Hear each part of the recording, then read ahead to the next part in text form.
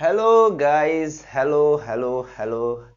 कैसे हैं आप सभी गाइस? आज का जो लेक्चर है वो हमारा पैकिंग इफिशिएंसी और पैकिंग फ्रैक्शन के बारे में है। और आज हम लोग ये हमारा जो लेक्चर रहा वो केमिस्ट्री का 9th लेक्चर रहा, सीरीज 9th। और आज हम लोग पढ़ेंगे लोग पैकिंग इफिशिएंसी और पैकिंग फ्रैक्शन के बारे में कि कैसे उसको फाइंड करते हैं, कैसे क्या करते हैं उसके साथ। ठीक है, तो आज होने वाली कुछ मजेदार चीजें। So guys, pen paper copy लेकर बैठ जाए और बस ध्यान देने की जरूरत है। तो guys, packing efficiency, packing fraction और पैकिंग इफिशियंसी के बारे में आज हम लोगों को स्टडी करनी है। तो हमें जानना चाहिए कि पैकिंग इफिशियंसी है क्या, पैकिंग इफिशियंसी है क्या। सो गाइस, मान लेते हैं, सपोज करो आपके यहाँ कोई पार्टी है, कोई फंक्शन हुआ और आपके घर आपकी मम्मी या आपके कोई भी आपके घर का मेंबर बोलता है कि इस लड्डू को, लड्डू देता है और लड्डू को बोलता है कि इस डब्बे में अच्छे से पैक करो, ऐसे पैक करो कि ज्यादा से ज्यादा लड्डू कम से कम स्पेस में अट जाए। जैसे कि मान लो कि आपके यहाँ मिलता है, आपको ये बॉक्स मिलता है, ये बॉक्स मिला और ये बॉक्स मिला, इसमें बोला गया कि आप इस बॉक्स को, इस बॉक्स में लड्डू को रखो, आप इस बॉक्स में लड्डू को अच्छे से सजाओ कि ज्यादा से ज्यादा लड्डू कम से कम स्पेस में अट जाए। तो आप कैसे करोगे? तो अपना दिमाग लगाओगे कि भाई साहब कैसे हम इसको सजाए कि ज्यादा से ज्यादा लड्डू कम से कम स्पेस में अट जाए और ये बॉक्स भी ना भरे, हमारा ज्यादा से ज्यादा लड्डू अट जाए। ठीक है, तो आप क्या करोगे? दिमाग लगाओगे कि ये ऐसे मान लेते हैं कि रखते हो कि अगर आप ऐसे भी लड्डू को रख दिए, एक लड्डू, दो लड्डू, तीन लड्डू, फिर जस्ट इसके नीचे एक, दो, तीन, एक, दो, तीन, ऐसे रख देते। मान लो कि ऐसे आपने इस लड्डू को इसमें सजा दिया। ठीक है, अगर इसमें सजा दिया, मान लेते हैं आप ज्यादा से ज्यादा दिमाग लगाकर क्या किए, लड्डू को इस प्रकार से सजा दिए, फिर भी अगर देखा जाए तो ये लड्डू और ये लड्डू के बीच में एक गैप है। ठीक है गाइस, ये लड्डू और ये लड्डू के बीच में भी एक गैप है, ये लड्डू ये लड्डू के बीच में भी एक गैप है, ये लड्डू ये लड्डू के बीच में एक गैप गैप छोटा छोटा दिख रहा है। यानी कि इससे क्या पता चलता है, आपने पैकिंग इफिशियंसी पूरी अच्छी तरह से नहीं की और इसमें गैप बच जा रहा है। देखेंगे, मैं उसको लाइनिंग कर देता हूं, ये जैसे हो गया गैप, ये गैप, ये गैप, ये सभी गैप, इतना गैप, तो ये सभी के सभी क्या हुए, गैप बच गए, गैप बच गए। तो अगर अगर किस कोई आपको सेल दिया जाता है और इसमें ये चीज को रखने के लिए दिया जाता है तो आप उसका पूरा उपयोग नहीं किए हैं, आप उसका पूरा यूज नहीं किए, उसमें कुछ कुछ स्थान, कुछ स्पेस बच गए हैं। ठीक है गाइस, तो इसी को बोलते हैं पैकिंग इफिशियंसी। बात आती है पैकिंग फ्रैक्शन और पैकिंग फ्रैक्शन और पैकिंग इफिशियंसी को पढ़ने की। तो सबसे पहले इसका फॉर्मूला है पैकिंग फ्रैक्शन का, क्या कि volume occupied by atom by volume of unit cell, volume occupied by atom divided by volume of unit cell. ठीक है, पैकिंग इफिशियंसी की क्या फॉर्मूला है, तो volume occupied by atom divided by volume of unit cell into 100। Guys ध्यान से, same formula but different और valid कहां पे कर रहा है, बस यहाँ पे इनटू में 100 लग जा रहा है। और अगर volume occupied by atom divided by volume of unit cell और इनटू 100 कर देते हैं तो हमारा क्या निकल जाता है, पैकिंग इफिशियंसी निकल जाता है। गाइस ठीक है, नोट करेंगे फटाफट, कर लिया, कॉल कर लिया, कर लिया। तो गाइज अब जो बात आती है हमारी packing efficiency for simple cubic unit cell के बारे में, कि एक सिंपल क्यूबिक यूनिट सेल में कैसे पैकिंग इफिशियंसी को और कैसे पैकिंग फ्रैक्शन हो रही है उसके बारे में पढ़ने की बात आ रही है। तो guys simple cubic unit cell में हमें सबसे पहले क्या करना पड़ेगा भाई, क्यूबिक क्यूब बनाना पड़ेगा। सबसे पहले क्या करना पड़ेगा, तो हमें एक क्यूब को ड्रॉ करना पड़ेगा। ये रहा हमारा छोटा सा नन्ना सा प्यारा सा मुन्ना सा आई परी, एक क्यूब बन गया। ठीक है, एक हमारा क्या बन गया, क्यूब बन गया। ठीक है, और यहाँ पे एटम कहाँ कहाँ होंगे, तो इसके भाई कॉर्नर पे होंगे। ये तो हमारा फर्स्ट कॉमन सी बात है, अभी तक हम लोगों ने यही पढ़ते आ गए कि एटम सबसे पहले कहाँ रहेगा, तो क्यूब पे रहेगा। कितने कॉर्नर है, तो 8 कॉर्नर है, तो एटम कहाँ पे होंगे सिंपल क्यूबिक में? तो सभी की सभी कॉर्नर पे रहेंगे। बात समझ में आई? अब एक छोटा सा ध्यान देना है, तो यहाँ पे एटम कुछ इस प्रकार से अरेंजमेंट है एटम की। तो हम लोग जानते हैं लोग कि अब इसमें बात आती है एज लेंथ। एज लेंथ तो देखो, ये एटम से ये एटम के डिस्टेंस है, इसी को तो एज लेंथ बोलते हैं ना। ये एटम के ये एटम से डिस्टेंस ए है, तो ए क्या है? एज लेंथ है। ए क्या है हमारा? एज लेंथ है। Volume of unit cell, volume of unit cell क्या है भाई? तो ए क्यूब है। एक यूनिट सेल में आप देखेंगे ना ध्यान से, वॉल्यूम ऑफ यूनिट सेल, तो यहाँ पे क्या हो जाएगा? ए क्यूब। जानते हैं हम लोग, अरे इसका लेंथ, ब्रेथ और हाइट, लेंथ, ब्रेथ, हाइट, यही तो वॉल्यूम है, तो ए क्यूब। ठीक है, बात आती है इसकी रेडियस की, तो यहाँ से यहाँ का डिस्टेंस मैंने कल ही बताया था कि यहाँ का डिस्टेंस को आर बोलते हैं, यहाँ के डिस्टेंस को आर बोलते हैं, ये पूरे को ए बोलते हैं, तो ए बराबर क्या हो जाएगा? 2r हो जाएगा।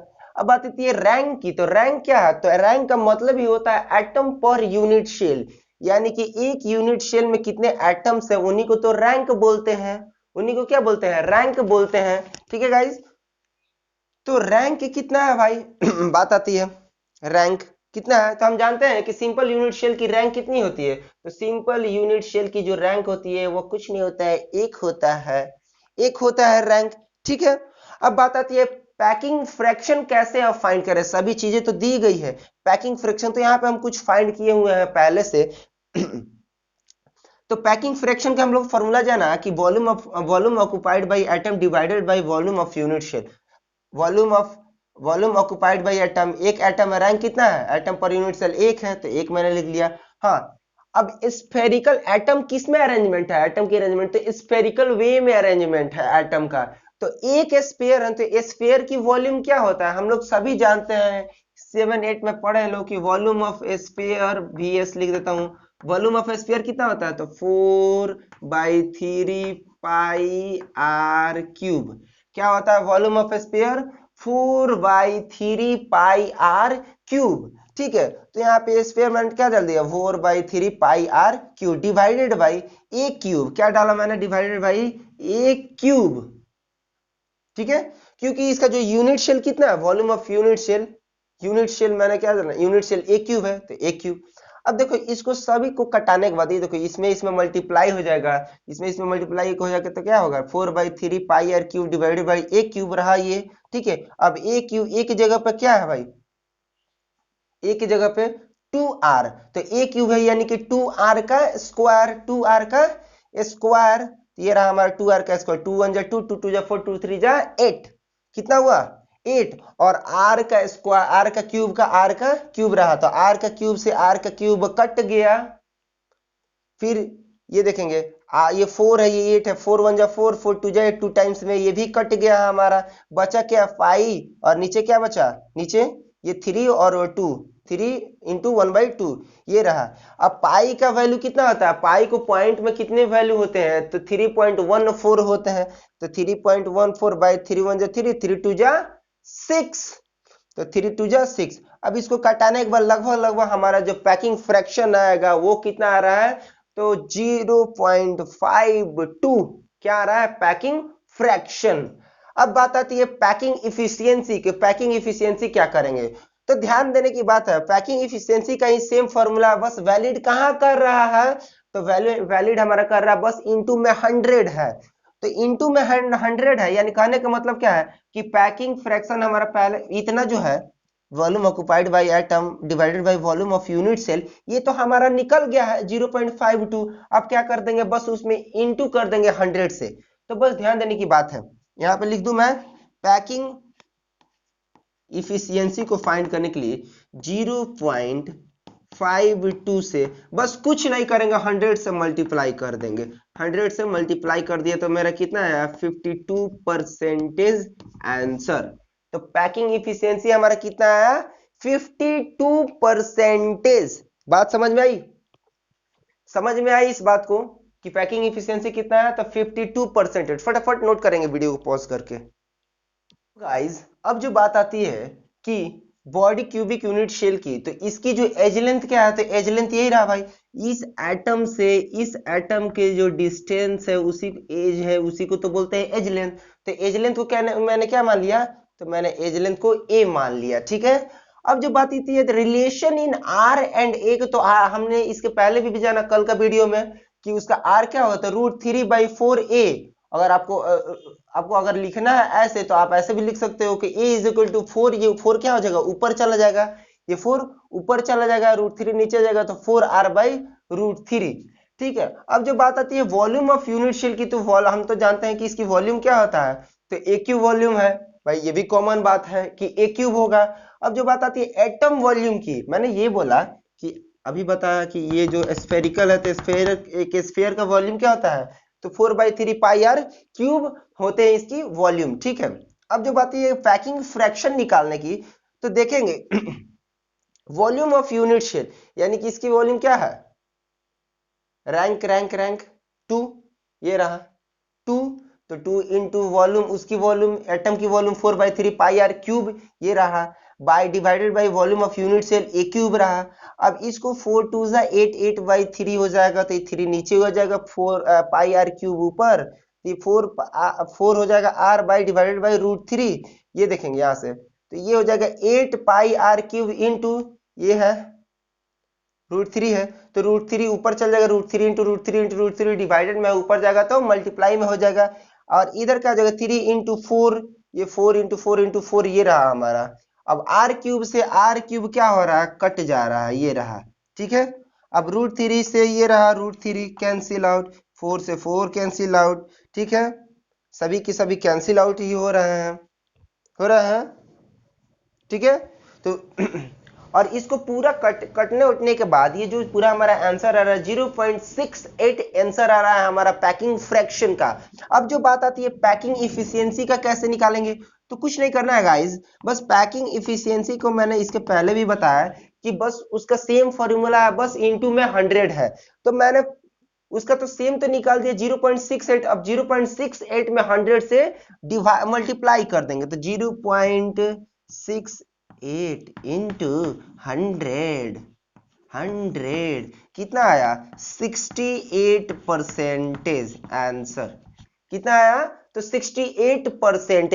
एक बॉडी क्यूबिक यूनिट शेल में जो उसकी पैकिंग फ्रैक्शन होता है वो हमारे 0.68 होता है, और जो पैकिंग इफिशियंसी होती है वो 68% हो जाता है। मतलब कि एक बॉडी क्यूबिक यूनिट शेल में आप कितना भी रखोगे ना, तो उसकी कितनी होगा पैकिंग इफिशियंसी, तो 68% ही होगा। बात क्लियर हुई, तो नोट करेंगे फटाफट, इसके बाद हमारा चलेगा अगला टॉपिक, कर लिया। तो चलिए गाइस, अब जो बात आती है वो face centred cubic unit cell की, तो फेस सेंटर्ड में हम लोग वॉल्यूम ऑफ यूनिट शेल क्या जानते हैं, तो a cube, relation between r and a, तो आर क्या जानते हैं हम लोग, जाना कि फेस सेंटर्ड की आर, इसके पहले वाले वीडियो में भी क्या जाना कि √2a/4 होता है, और ए क्या है, तो ए को ठीक इधर पलट दो, ये ऊपर चल जाएगा, ये नीचे आ जाएगा, तो 4r डिवाइडेड बाई √2, ठीक है। यहाँ से रैंक क्या है, तो रैंक कितना है, तो रैंक 4 होता है। यहाँ से अब निकालते हैं पैकिंग फ्रैक्शन को, तो पैकिंग फ्रैक्शन को निकालते हैं तो क्या हो जाएगा हमारा, कितना है रैंक, तो 4 है। रैंक मतलब क्या है, एटम पर यूनिट शेल, मैंने अब कई बार बता चुका हूं, फिर से बता रहा हूं, रैंक का मतलब क्या होता है, तो एटम पर यूनिट शेल, ठीक है।